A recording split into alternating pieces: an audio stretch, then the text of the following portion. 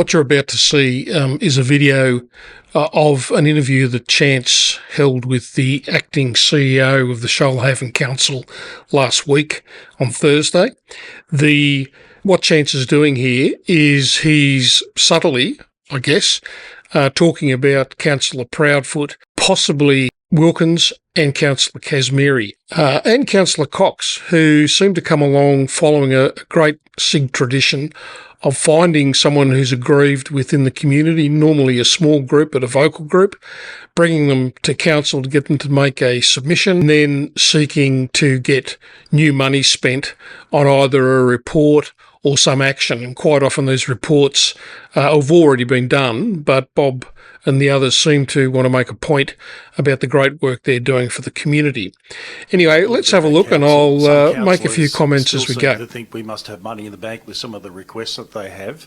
How do you handle that as an acting CEO? How do you put councillors in their place and saying, hang on a second, we've got no money, we've put a finance committee in place, we're putting budgets together. How do you handle that situation? Look, I think that there's obviously aspirations from all elected representatives to see things being done. And those things may be fairly menial or they may be fairly significant.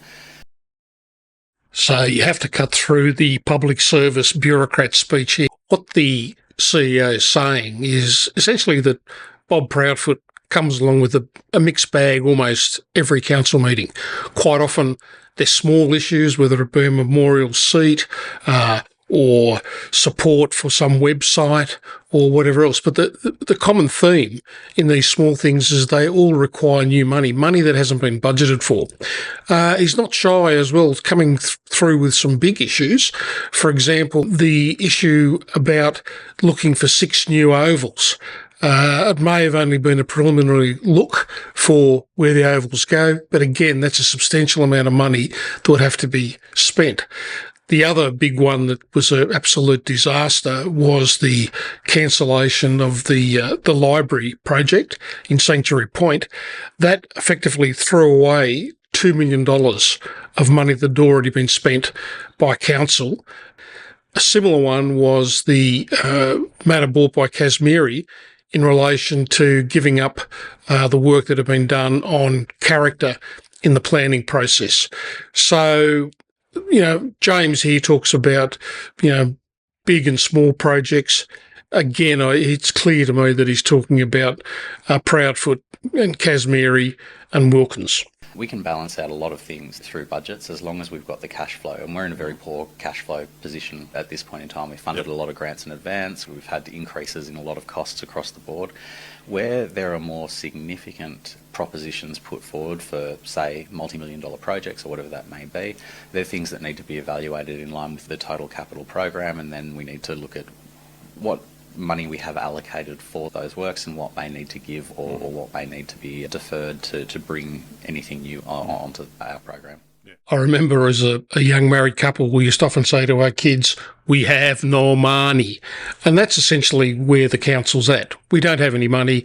We're at best $15 million, $17 million in debt. The SIG councillors continue to come along, and it is the SIG councillors. I've yet to see any of the Labor or Tribe independents come in and try and spend new money. Now, the interesting thing is I wrote to Katie Buckman asking her how she evaluated these new proposals and what it was going to cost, and was that fed back to councillors. I was absolutely astounded when she said no, they don't do that.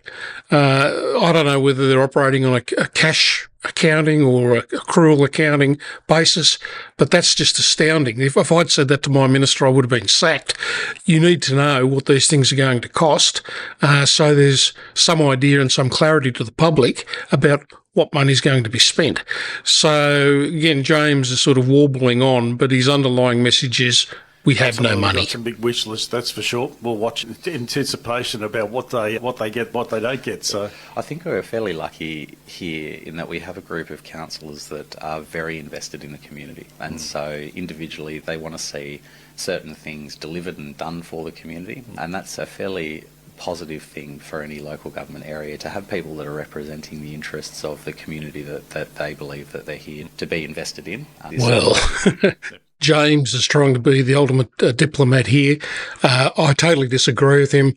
It's doing nobody any favours for Bob and the others coming along with these harebrained ideas, wasting council time at meetings. There's been no strategic discussion in the council about or almost anything at all, apart from rescission motions and the SIG councillors trying to spend money and reports back on various issues. So I'm extremely disappointed in the performance of the council. I can't say I'm disappointed in the performance of Gemma Tribe and Labor and Councillor Johnson and even Councillor Dunn from SIG, who appears to me to be a very good young councillor. She's doing a good job. But yes, what a load of rubbish. Yeah, they want things done, but they want things done so they can look good for the election, look good amongst their very narrow groups within their wards. They're not, in my view, acting for the benefit of the city of Shoalhaven. James Rupe, thanks for coming in this morning. Thank you so much. No worries. James Rupe there, the acting CEO of Shoalhaven City Council.